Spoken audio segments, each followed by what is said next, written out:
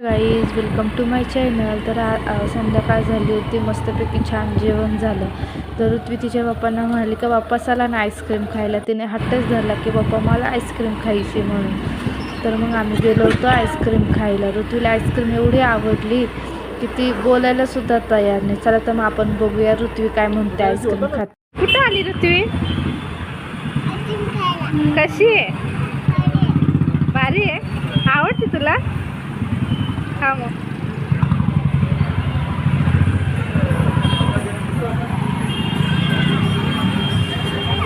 छान आहे ना. खा.